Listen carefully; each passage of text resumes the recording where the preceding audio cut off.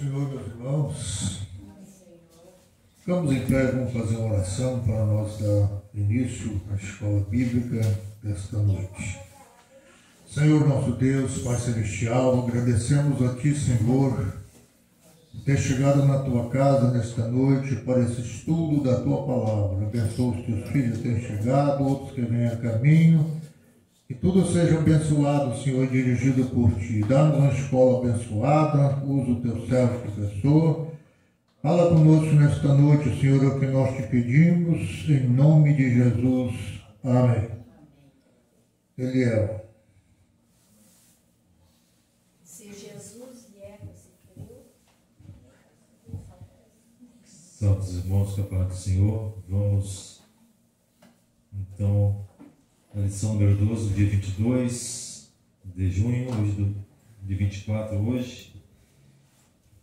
Os hinos estão pedindo aqui a 39, 291 e 577. Vamos cantar uma parte do 577, já que a hora já está avançada.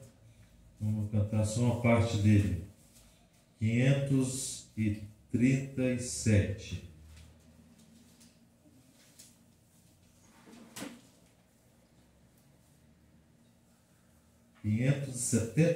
Desculpa.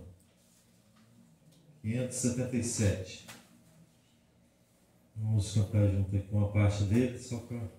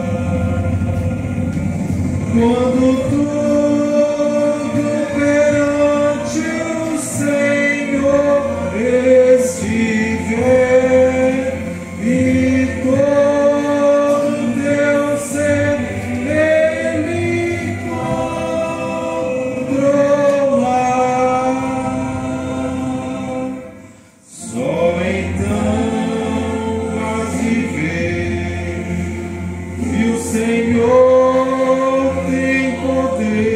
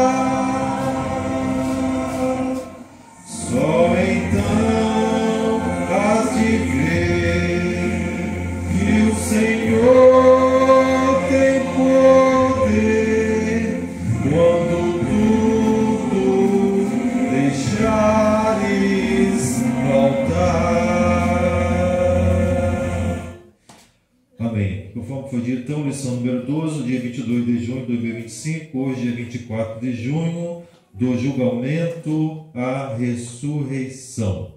Nos colocamos de pé, vamos ler o textual, verdade prática e também leitura bíblica em classe. Pessoal, todos juntos. Textual. E quando Jesus tomou o vinagre, disse: está consumado. E, inclinando a cabeça, entregou o Espírito. João capítulo 19, versículo 30. Verdade prática. Na cruz, Jesus triunfou sobre o pecado.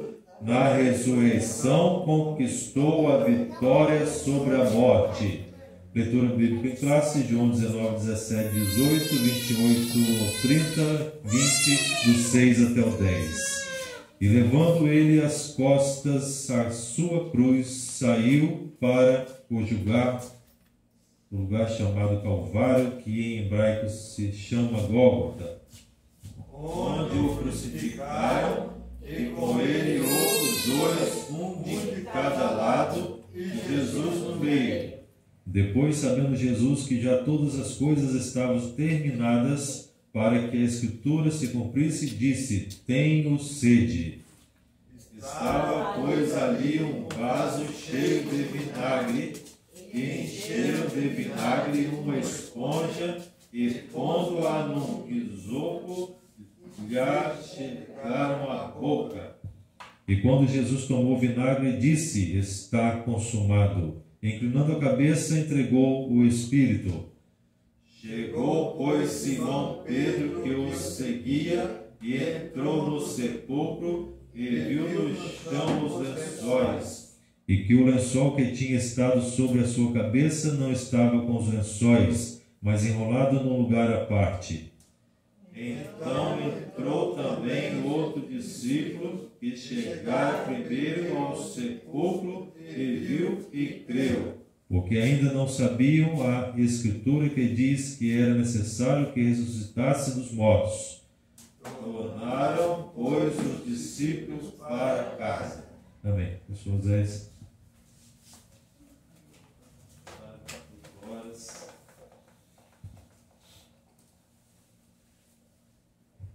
Meus irmãos, a paz do Senhor Jesus, vamos falar com Deus, agradecermos por estarmos aqui. Senhor Deus, poderoso Pai, graças te damos por este momento, Senhor, que estamos aqui para aprender com a Tua Palavra. Venha nos ajudar, nos orientar, Espírito Santo nos capacita nesta noite, envolve-nos no Teu Espírito, ó Deus, nós te clamamos, te pedimos a Tua bênção. Também, Senhor, para aqueles que não puderam estar, o Senhor já bem sabe. O Senhor é um Deus poderoso, da graça, da força, da saúde e da vitória a todos em nome do Senhor Jesus. Amém. Amém. Pode tomar assentos. Obrigado. Glória a Deus. Estamos então na nossa lição número 12, referente ao dia 22 de junho passado já, né? E hoje nós estamos aqui para aprender um pouco sobre essa passagem. Vamos analisar um pouco mais o que João narra na história, nos fatos que aconteceram com o Senhor Jesus, né? Então é do julgamento à ressurreição. Em rápidas palavras, né? Nós vamos ver esse relato e vamos então compreender um pouquinho mais, né, sobre o momento da sua prisão. Vamos ver um pouquinho sobre a crucificação, morte, sepultamento e, por fim, vamos ver a sua glória na sua ressurreição. A glória na ressurreição. Jesus já havia anunciado que importava que o Filho do Homem ele passasse pela morte. Isso era necessário. Ele mostrou e ensinou os seus discípulos, preparou os seus discípulos para aquilo que ia acontecer. E Jesus até avisou os seus discípulos que um deles iria trair. Foi nas suas últimas palavras, né? Ele disse: olha, ainda vou ser traído por um de vocês que está entre nós, né? Aquele que põe a mão comigo no prato, aquele que come comigo. Um de vocês, eu vou ser traído por você. Um de vocês, né? Muito bem. E hoje então vamos ver como é que foi isso tudo, desde o momento então do julgamento do Senhor Jesus nós sabemos que perante o governador Pilatos, né? Ali o Sinédrio. Vamos aprender um pouquinho mais então. Segundo o nosso comentarista, a introdução diz assim: nesta lição iremos abordar a prisão, a condenação, a crucificação, a morte, o sepultamento e a ressurreição de Jesus. Estes eventos demonstram o cumprimento da missão do nosso Salvador. Toda essa missão pode ser resumida na frase está consumado, ou seja, está concluído, não é? A obra de Cristo no Calvário e a sua ressurreição constituem a base da esperança cristã. Foi através da obra de Cristo no Calvário e a sua ressurreição que nós hoje alcançamos esperança, certeza de uma vida melhor do que essa que nós vivemos, ou seja, a salvação, né? Se Jesus não tivesse morrido, nós não teríamos esperança. Se ele não tivesse ressuscitado, menos esperança nós teríamos ainda, né? Mas pela fé, nós acreditamos, nós cremos e estamos, né, com esta certeza que ele está vivo, não está mais no sepulcro e está confirmado diante da palavra do Senhor, que nós vamos também destacar um pouco mais à frente sobre este momento, né? Vamos ver o primeiro ponto. Ele diz a prisão e a condenação de Jesus. A prisão, primeiro ponto, tópico. Vamos ver o que nos diz no capítulo. Nos capítulos 17 e 18 deste Evangelho, após ter proferido o seu último discurso aos discípulos e os ter preparado para a traição de Judas Iscariotes, Jesus atravessou o ribeiro de Cedron e fez uma paragem no jardim de Getsemane. Esse jardim era também conhecido como o Monte das Oliveiras, devido à grande quantidade de oliveiras ali existia. Naquela madrugada, o ambiente desse local parecia carregado de tristeza e angústia.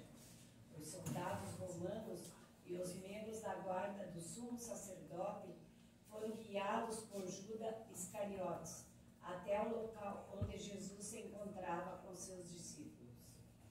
Tendo concordado com a traição em troca de 30 moedas de prata, o traidor identificou Jesus com um beijo traiçoeiro, indicando aos soldados romanos quem ele era, levando a sua prisão e conduzindo-o até Anás. O sumo sacerdote, para ser interrogado, e em seguida, depois de ter sido agredido, o nosso Senhor foi levado perante o governador Pilatos. Muito bem, né? Então nós vemos aí o momento da prisão. Jesus estava onde? No Monte das Oliveiras, que é conhecido também como o Getsemane, né? Ali no jardim do Getsemane. Jesus estava ali. O lugar, né, era um lugar maravilhoso, porque era cheio de oliveiras, né? E as oliveiras que produz o óleo, e o óleo tem uma representação muito profunda também, tanto na palavra, como também uma importância para o povo, porque sobrevivia também do cultivo, né? Das oliveiras para a produção do óleo, então, né? Para a manutenção do povo.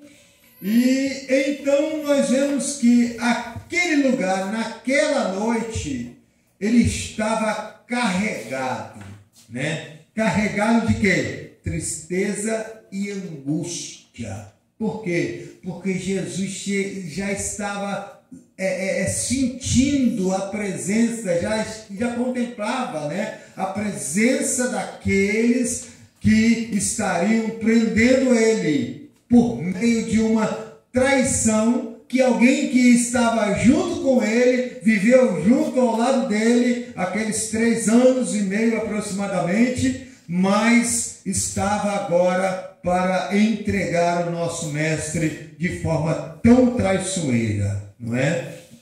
Infelizmente, é um relato, mas para que se cumprisse a palavra, não é? Para que se cumprisse a palavra. Ali, então, Judas, que havia vendido, né, negociado a entrega do Senhor Jesus por 30 moedas de prata, não é? 30 moedas de prata, Jesus foi vendido. E então Judas, ele revelou para os soldados romanos que Jesus era aquele que ele ia ali dar um beijo no seu rosto de forma traiçoeira. Jesus foi então entregue aos soldados romanos, que conduziram ele à prisão para que Anás, né, julgasse ele, e em seguida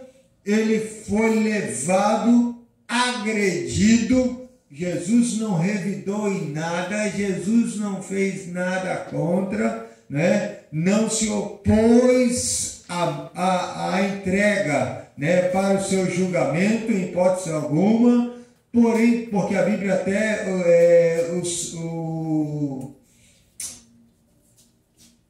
Isaías, o profeta messiânico, ele anunciou e falou bastante sobre isso, de que Jesus seria levado como ovelha muda perante os seus tosquiadores, e ele não abriria a sua boca. E foi exatamente o que Jesus fez. Foi levado então perante Anás, que interrogou, né? E na sequência Jesus foi levado perante o governador Pilatos, então, para ali então receber as punições, como nós vamos ver a partir do ponto 2, que vai falar sobre o interrogatório.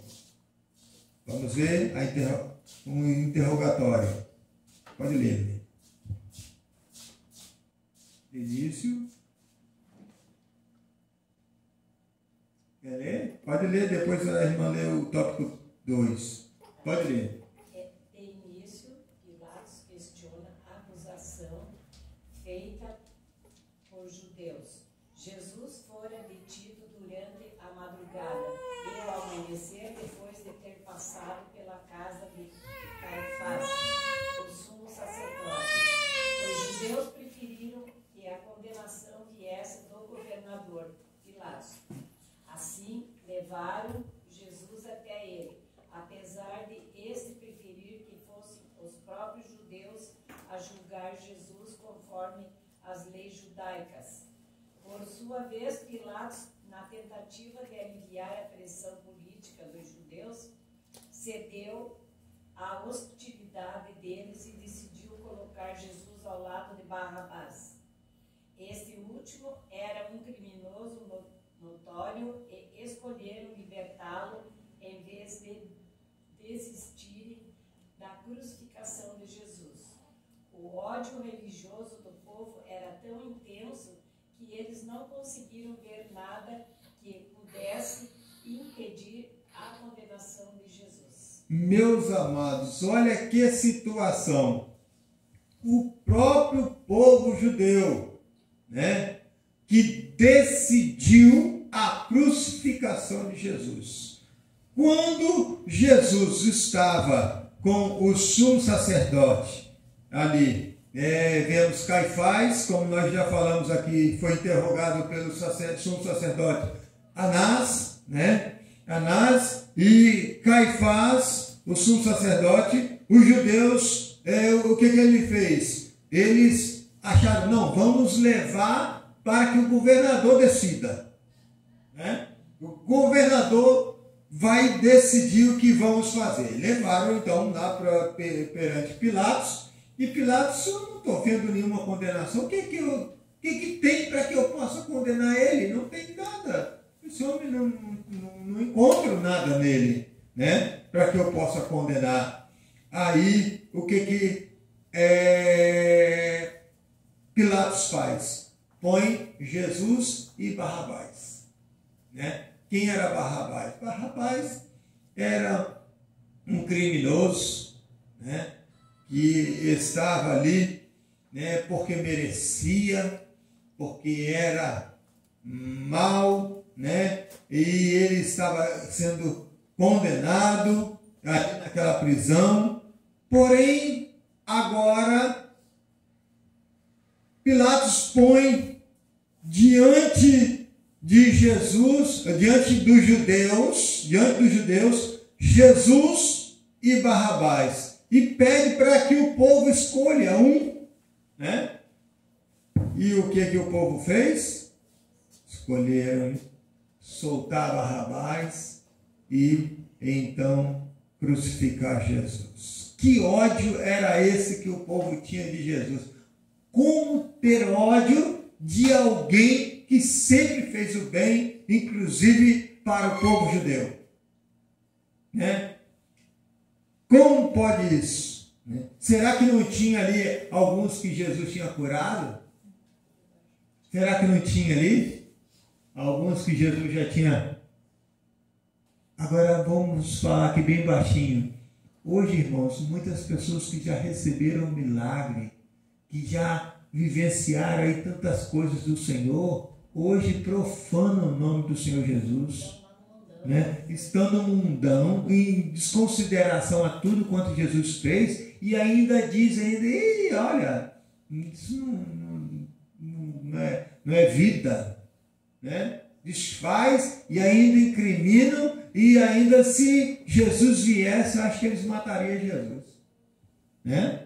Hoje, infelizmente, tem pessoas que não valorizam, não reconhecem, não dão valor e, infelizmente, vive aí no mundo, prefere soltar Barrabás do que a Jesus e crucificam Jesus novamente, né? Tem gente na minha família que odeia porque diz que os evangélicos fizeram uma lavagem cerebral em mim.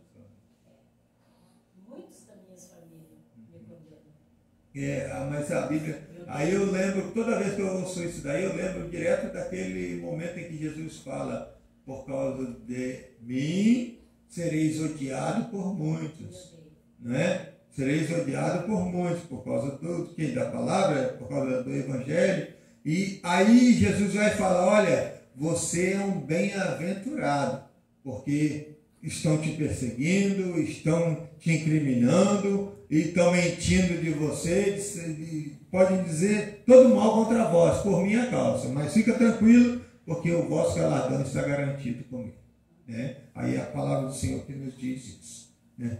Então, diante do interrogatório aqui agora, nós estamos vendo que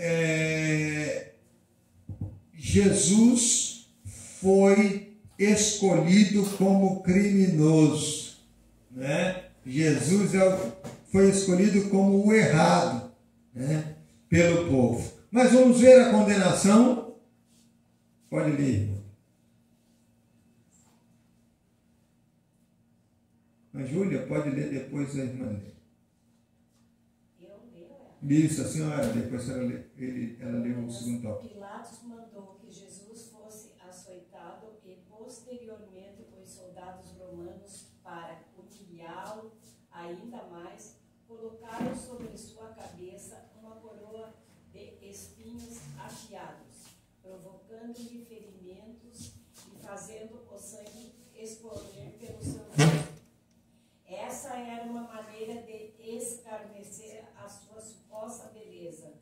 O instrumento utilizado para os castigos era um chicote com tiras de couro afiadas e que tinham pedaços de ossos ou pedras cortantes na ponta.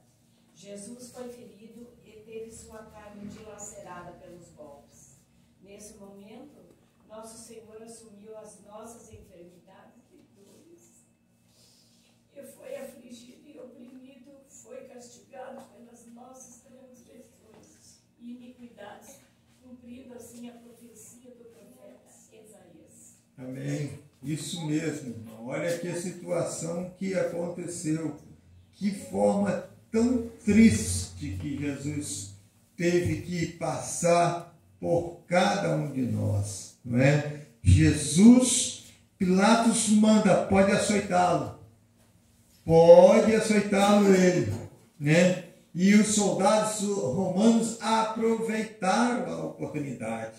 Jesus foi determinado que seria 40 açoites, né? E aí Jesus foi, nós vemos aqui que posteriormente o que eles fizeram? Pegaram uma coroa de espinho, não era uma coroa como para dizer, realmente esse é o rei. Não, era uma coroa de espinho para escarnecer de Jesus, para poder zombar de Jesus. Ah, vamos ver, aqui ó, você está como um rei, mas um rei que carrega espinho. É isso que você merece, né? Era isso que ele estava querendo dizer. Estamos aqui, ó. Cadê a sua realeza? Essa é a sua realeza. Quantas humilhações, irmão, que Jesus passou, né? Essa era uma maneira, então, de escarnecer. O instrumento utilizado para o castigo, o que era? Um chicote. Mas um chicote que lá na ponta dele, né, era como se ponta de couros afiada, e vemos aqui pedaços de ossos e pedras cortantes, ou seja, quando batia, ela aprofundava na pele, e quando puxava, soltava os pedaços do corpo humano, da carne, né, que foi ali aprofundado. Olha que maldade tamanha que aquele povo, eles descarregaram através dessas atitudes, né? De forma que Jesus teve o seu corpo o quê? Dilacerado, né?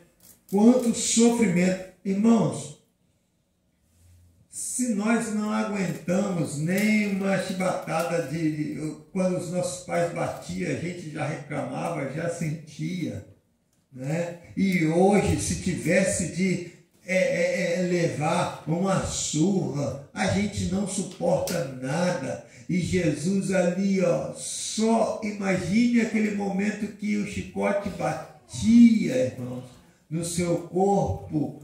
Imagine a dor, o sofrimento que Jesus teve ali, aguentou calado quando doía, quando arrancava os pedaços da sua carne, não é? Meus amados irmãos, que sofrimento que Jesus teve, não é? Mas isso tudo, nesse momento, o nosso Senhor estava assumindo as nossas enfermidades. Ele levou sobre si as nossas enfermidades e dores, né? Foi afligido e oprimido, foi castigado por causa dos meus pecados, por causa dos nossos pecados, e pouco nós valorizamos tudo isso que o Senhor Jesus fez por nós. Pouco nós valorizamos, não temos coragem de fazer nada, irmãos. Nós somos muito pequenos nas nossas atitudes. É tão pequeno aquilo que nós fazemos que podemos considerar que não é nada, não é? E Jesus fez tudo por nós, tudo para nos dar hoje essa oportunidade. Mas vamos ao nosso segundo tópico: crucificação, morte e sepultamento de Jesus. a caminho do Calvário. Pode ler. Após a tentativa de Pilatos evitar a crucificação e libertar Jesus, não conseguiu impedir o castigo mais severo. Finalmente, no versículo 16, lê-se: então entregou-lhe para que fosse crucificado. João 19:16. Sob os açoites dos soldados, Jesus carregava sua cruz até chegar ao Gólgota, local conhecido como lugar da caveira, devido à forma que o monte apresentava. Em João 19:18, menciona-se que o Gólgota era um lugar público, onde as pessoas podiam testemunhar o horrível drama ao qual os soldados romanos submetiam os condenados. Nos evangelhos sinóticos, Mateus, Marcos e Lucas, foram registrados detalhes sobre os eventos durante a crucificação do Senhor. Ao lado de Jesus, à sua esquerda e à sua direita, estavam 2 homens acusados como criminosos, sendo que Lucas narra o arrependimento de um deles, enquanto o outro zombava de Jesus. É curioso notar que o profeta Isaías também mencionou isso anteriormente, no capítulo 53, versículo 12, afirmando que ele foi contado com os transgressores. Bem, nós estamos vendo que a crucificação de Jesus, ela foi bem assim, né? Depois de tanto sofrimento, depois de tanto que ele apanhou, né? 40 açoites, né? Jesus ainda tem que agora carregar uma cruz, né? Para a sua própria crucificação, né? Não conta aqui que aqueles 2 ladrões tiveram que carregar a cruz. Não conta. Conta que eles estavam lá pendurados, né? E nós vemos que Jesus, ele carrega a cruz. Com isso para um sofrimento maior. Porque imagine, o seu corpo já fraco pelo sangue que já agora ele estava, já estava saindo do seu corpo por causa do sofrimento, da forma em que ele já havia apanhado. Imagine, saindo o seu sangue, ele já começou a ficar fraco. E mesmo assim, cheio de dores, Jesus tinha que carregar aquela cruz, né? Não era uma cruz como hoje, quando se alguém vai fazer uma encenação, coloca lá uma cruz de isopor, né? E pinta ela para dizer que aquela é a cruz. Outro pega ali uma madeira, mas não é esta madeira, mas de uma forma tão cruel. Jesus carrega aquela cruz pesada, né? E aí não é que ali dentro da cruz, né, estavam os nossos pecados. Não, simbolicamente, né, nós vemos que aquilo que Jesus estava carregando levou sobre si, né, a nossa oportunidade de ser perdoado pelo sangue de Jesus, dos nossos pecados, né? Jesus estava carregando ali, agora ele estava dizendo: não, eu vou levar a cruz até o fim, para que você tenha o direito e a oportunidade de ser perdoado de todos os seus pecados. Estou levando sobre si, levou sobre si, então está levando sobre ele, né? Nós vemos que esse sofrimento Jesus carregou na via dolorosa, né? Na via dolorosa conhecida, né?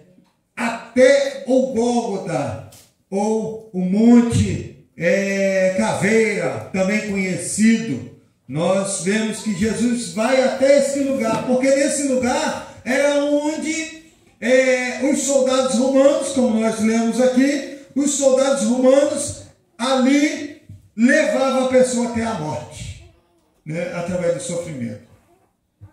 Então, não foi muito fácil, nada fácil, não é?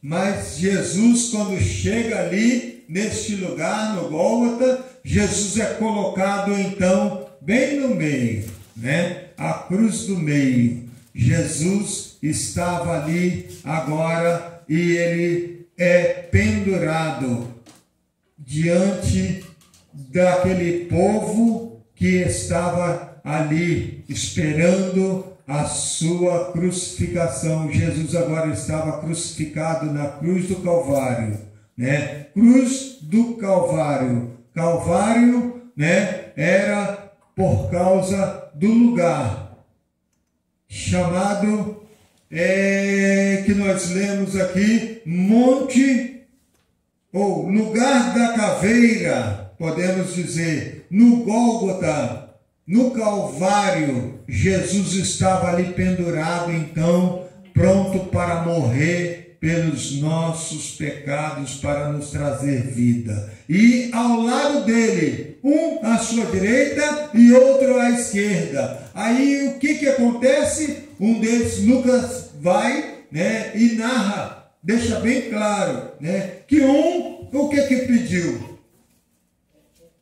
Senhor, lembra-te de mim quando entrares no teu reino. Era a forma que ele estava reconhecendo Jesus como Filho de Deus e estava então buscando a oportunidade de ser lembrado, né? Ele não chegou e falou: ei, me leva para este reino. Não, ele só falou assim: lembra de mim quando estiverem lá. Lembra de mim. Ele só pediu isso para Jesus: só lembra de mim, né? E Jesus diz para ele então: hoje mesmo estarás comigo no paraíso, né? Hoje mesmo estarás comigo no paraíso. Aí, o que aconteceu com o outro? Se tu és o Cristo mesmo, desce dessa cruz, salva-te a ti e a nós também. Ainda zombou ainda: ei, cadê? Você não é o Cristo? Você não é esse poderoso? Então desce daí, vem cá e salva nós também, né? Mas o outro, ele se humilhou, reconheceu a Jesus como Deus e pediu: Senhor, esse reino aqui não presta. Lembra de mim quando entrares no teu reino, não é? Muito bem, a missão foi encerrada. Pode ler, minha irmã. Como homem, Jesus experimentou a sede, que foi a sua última necessidade humana, antes de morrer na cruz. A sua sede física foi momentânea e aliviada por uma esponja, que não continha água, mas vinagre, oferecida pelos soldados romanos. Ao pedir água para saciar sua sede, nosso Senhor tinha plena consciência de que a Escritura estava se cumprindo e que aquele momento final, como homem, se aproximava. Assim, ciente de que sua missão na terra estava completada, não hesitou em proclamar a vitória do plano divino ao afirmar: está consumado. A obra de Jesus estava concluída. O seu grito não era de derrota, mas sim uma declaração da realização de uma tarefa confiada pelo Pai. Meu Deus, que maravilha quando se chega ao último momento de vida e pode dizer: olha, está concluído. Eu entendo que o meu tempo, tudo que eu tinha a fazer, eu fiz, está concluído, né? E eu dou graças a Deus. Como diz, quem foi que diz, né, na palavra, que o apóstolo Paulo, né? O apóstolo Paulo, quando chegou ao final da sua vida, o que ele diz? Pode falar. Combati o bom combate, acabei a carreira, e guardei a fé. estou certo de tudo aquilo que eu tinha de fazer na obra do Senhor, eu fiz, estou certo. As cartas que eu precisei enviar, tudo que eu precisei fazer, eu padeci, eu sofri, tudo que eu precisei sofrer, mas eu estou aqui. Eu sei que eu terminei, já estou nos meus últimos dias, mas combati o bom combate. Não fui fraco em meio ao combate, não. Eu combati onde eu precisava combater, não é? E acabei a carreira e guardei a fé. Continuo com a mesma fé, com a mesma esperança, mesmo sabendo que eu estou nos meus últimos dias de vida. Isso foi para o apóstolo Paulo, né?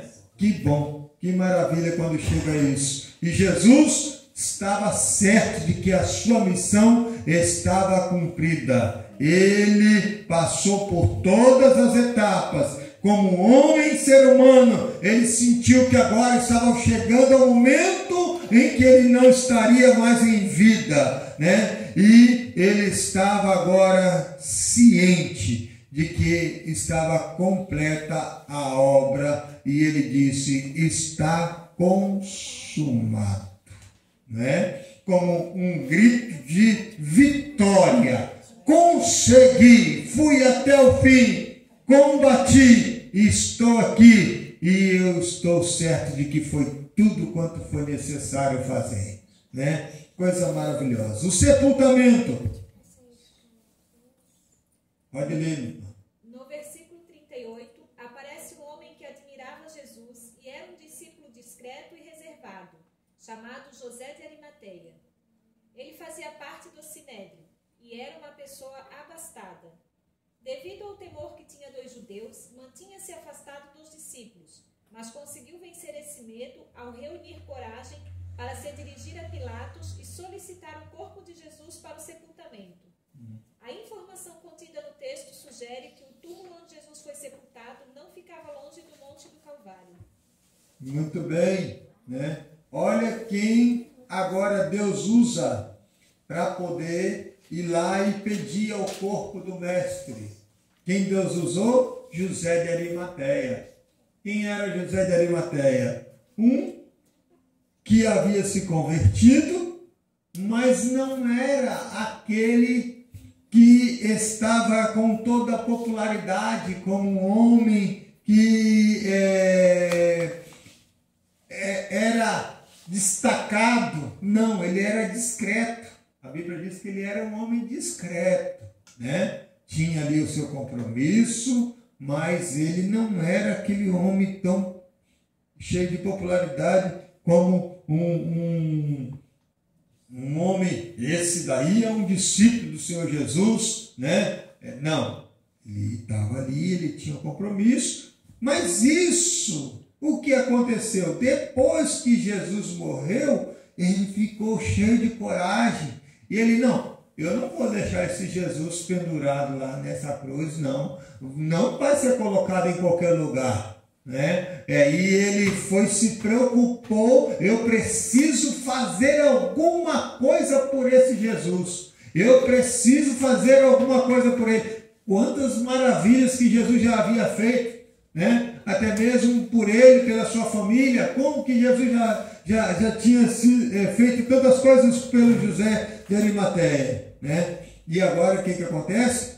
José enche de coragem, vai até Pilatos e pede ele: olha, permita que eu leve o corpo dele para ser sepultado, né? De forma digna, antes do entardecer, deixa eu ir, né? E então Pilatos concedeu, porque ele era um homem que fazia parte do Sinédrio, então ele era um homem de destaque, não era também um qualquer, né? E então José vai e pega o corpo do Senhor Jesus e leva e sepulta ele, né? Muito bem. Vamos ver a ressurreição de Jesus. Pode ler, missionária Angélica, quer ler para nós. O túmulo vazio.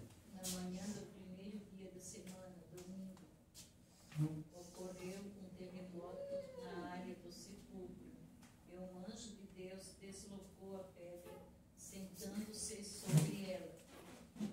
Foi nesse instante que Jesus ressuscitou do lugar onde o seu corpo se encontrava.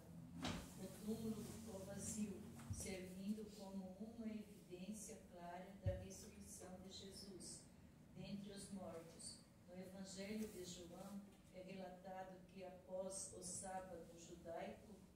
Maria Madalena dirigiu-se ao sepulcro, acompanhada por Maria, mãe de Tiago, e Salomé, com a intenção de ungir o corpo de Jesus.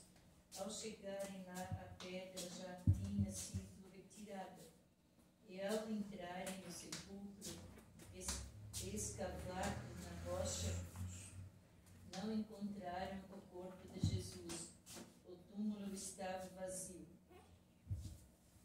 Maria Madalena, Maria, mãe de Tiago, e Salomé, as três, né?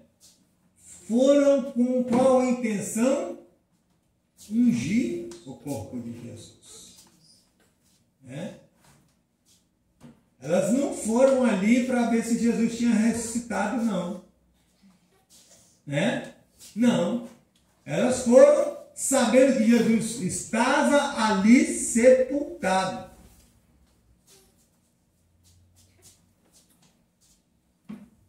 Se a gente começar a se perguntar, o pastor Jaba pode me responder?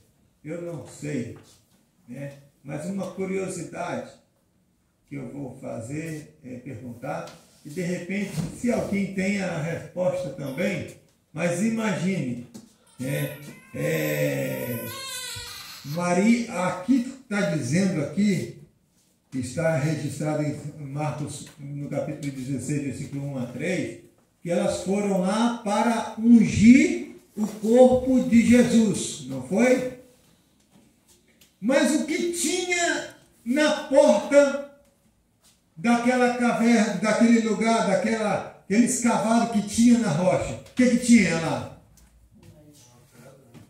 Porque a forma que o sepulcro, a pessoa era colocada ali, né? Colocava-se uma pedra como se isolando aquele lugar. Não era isso? E agora, como que elas estariam indo ungir, sabendo que tinham uma pedra? Curiosidade? O que eu tenho? Quem vai remover a pedra? Hein? Olha a pergunta. Quem vai remover a pedra? Elas foram, né? Aham. Agora eu pergunto, diga lá, quem vai remover a pedra? Está no texto aí. Né?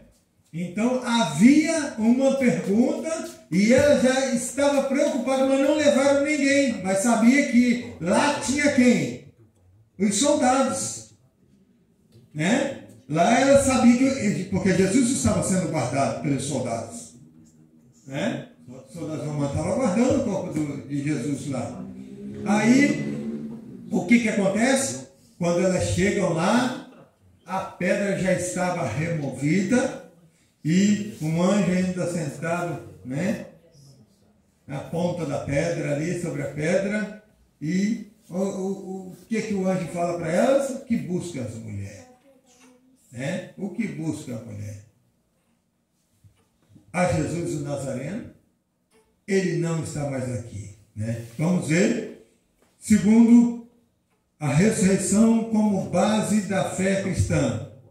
Em sua abordagem sobre a importância da ressurreição, o apóstolo Paulo dirigiu-se aos coríntios, afirmando que Cristo ressuscitou dos mortos e que se essa afirmação não fosse verdadeira, a nossa fé e a nossa mensagem seriam inúteis.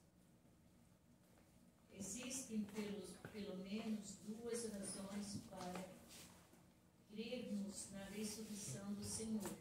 A primeira, baseada nas palavras de Jesus, e afirmará ser necessário que ele ressuscitasse dentre os mortos. A segunda razão é o fato de Pedro e João terem verificado que Jesus já não estava no sepulcro quando souberam o túmulo vazio. Quando o túmulo vazio, souberam o túmulo vazio. No entanto, quando Maria Madalena olhou novamente para dentro do túmulo e viu dois anjos de Deus que lhe asseguraram de que Jesus estava vivo, ela não conseguiu imaginar que seria a primeira pessoa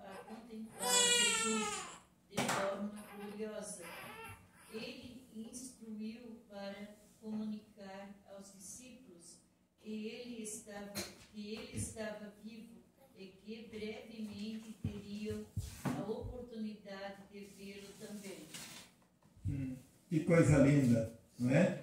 Que coisa linda. As mulheres ali, em especial agora nós estamos destacando Maria Madalena, né?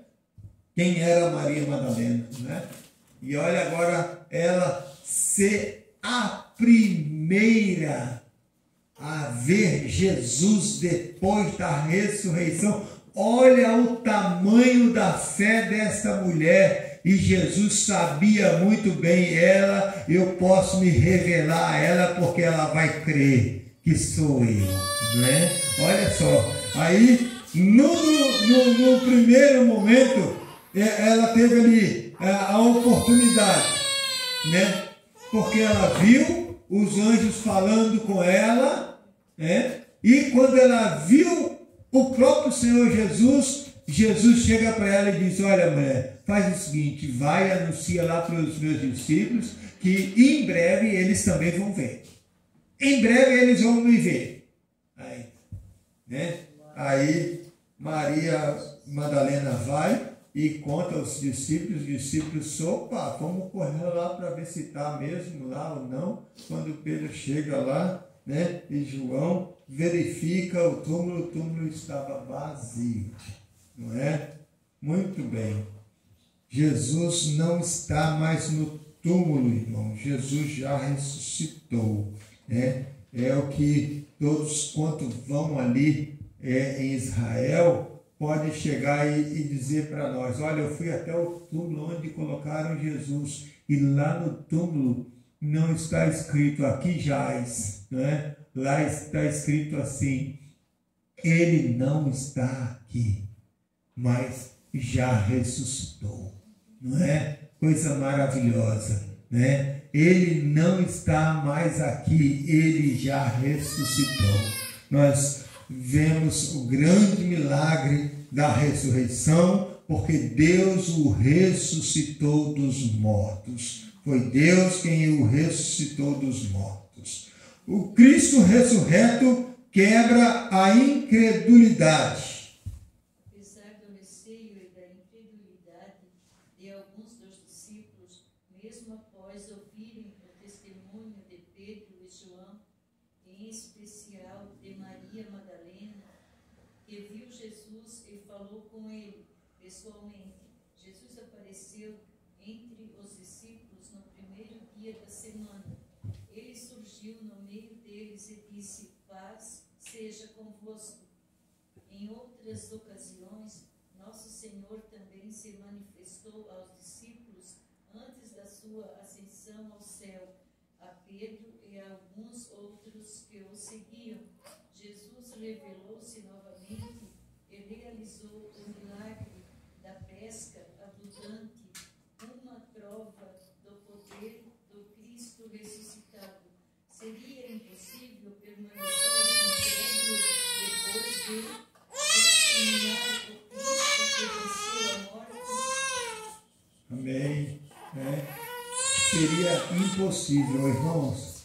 Nós cremos plenamente de que Jesus ressuscitou, não está mais no sepulcro. Nós temos a nossa fé firme e a Bíblia diz ainda que bem-aventurados que não viram e creram, né? Então nós somos contidos como bem-aventurados. Felizes nós somos, porque nós não vimos, mas cremos nesse Jesus. Amém, pastor Jacques?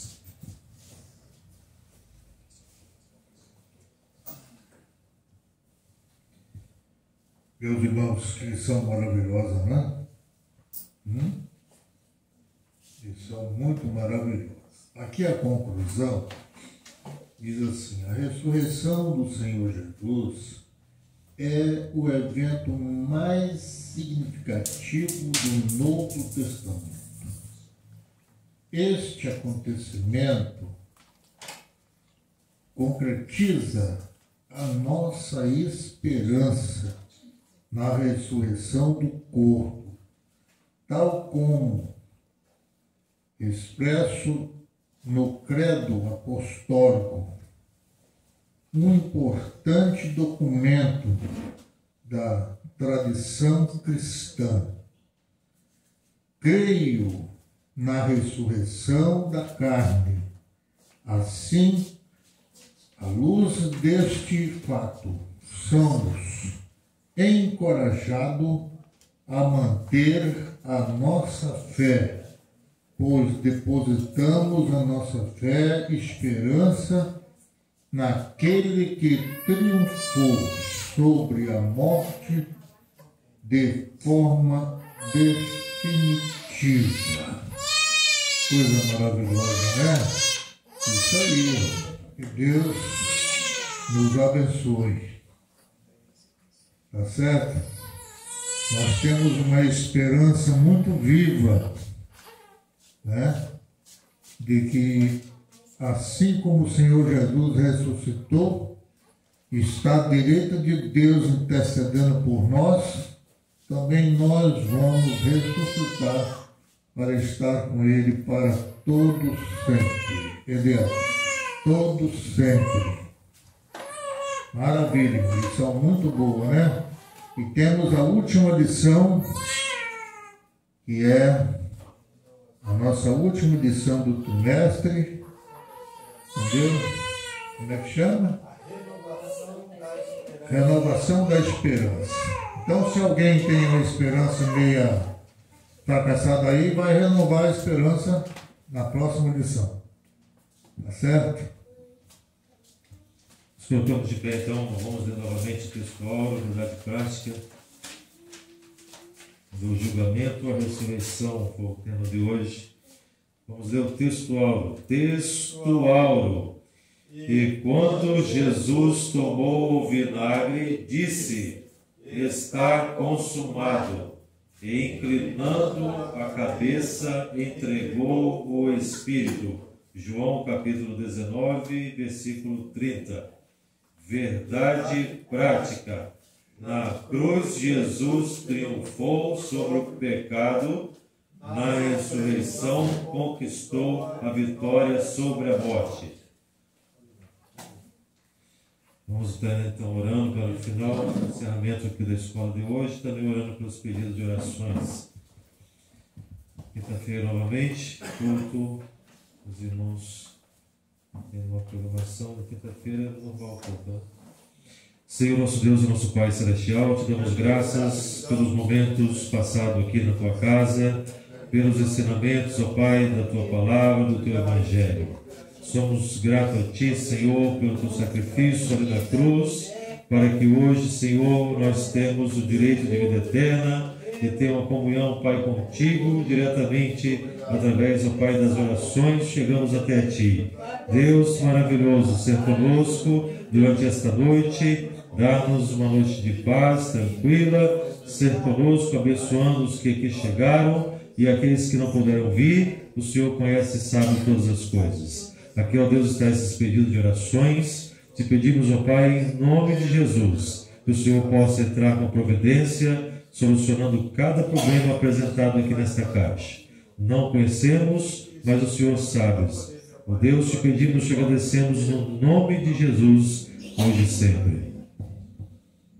O grande amor de Deus, a graça do Senhor Jesus Cristo, a comunhão do Espírito Santo sejam com todos nós, não só hoje, mas para sempre. Todos digam amém. Se Deus é por nós, operando Deus, ninguém impedirá. Vamos em paz, Deus abençoe a todos.